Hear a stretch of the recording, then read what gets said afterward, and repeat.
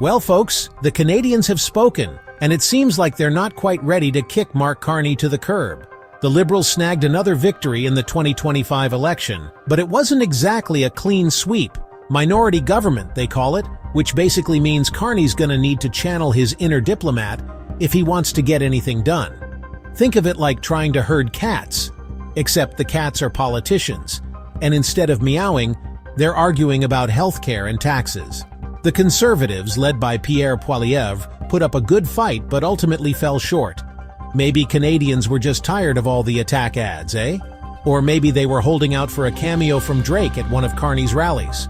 Whatever the reason, the Liberals are back in the driver's seat, at least for now. But let's be real, a win is a win, even if it's not a total knockout.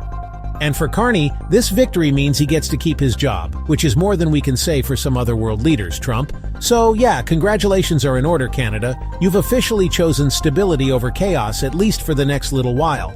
Now let's talk about the issues that really matter, like immigration. Because let's face it, no one wants to talk about tax reform. That's like the political equivalent of watching paint dry.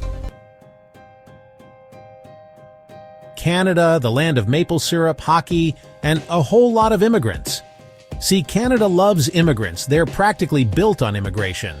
But even the most welcoming hosts can get a little overwhelmed when the guest list starts to resemble the entire population of Wyoming. The Liberals, bless their bleeding hearts, are all about that open-door policy. They want to keep those immigration numbers high, maybe even crank them up a notch.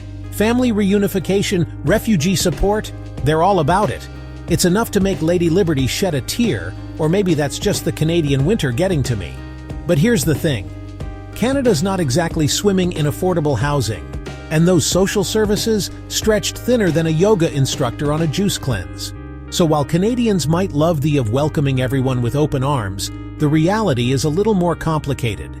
It's like trying to fit a whole bunch of clowns into a tiny car. Sure, it's funny at first, but eventually, someone's gonna start complaining about the lack of personal space. And by clowns, I mean immigrants. And by a tiny car, I mean Canada's social safety net. You get the picture. Okay, so we've established that Canada's got a bit of an immigration conundrum on its hands. But here's where things get even juicier. The country's divided on how to handle it.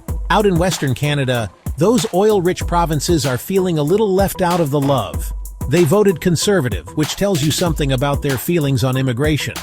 Maybe they think there's just not enough room for everyone on the prairies. Or maybe they're just tired of Toronto hogging all the good dim sum restaurants.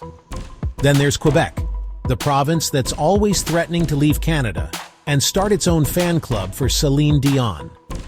They're not exactly known for their open-door policies when it comes to immigration.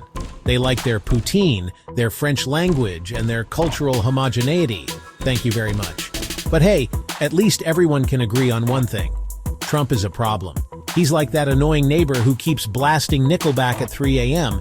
You might have your differences with the people next door, but you can all agree that the Nickelback has got to stop. Speaking of Trump, let's talk about the elephant in the room. Or should I say, the orange baboon south of the border. Yeah, Trump's still a thing in 2025, and his policies are still wreaking havoc on everything, including Canadian immigration. See, every time Trump tightens the screws on immigration down in the States, Canada gets a little bit more appealing. It's like that one friend you have who's always got their life together. Everyone wants to be their friend, especially when your other buddy is busy having a public meltdown. But here's the catch. Canada's got to walk a fine line. They want to be welcoming, but they don't want to become a dumping ground for everyone Trump decides he doesn't like. It's like trying to balance a plate of poutine on your head while riding a unicycle across a tightrope. Difficult, messy, and with a high potential for disaster. So, yeah, immigration in Canada is complicated. It's a balancing act of economics, social welfare, and good old-fashioned Canadian politeness. And with Trump breathing down their necks, it's only going to get trickier. Stay tuned, folks, because this is one reality show you won't want to miss.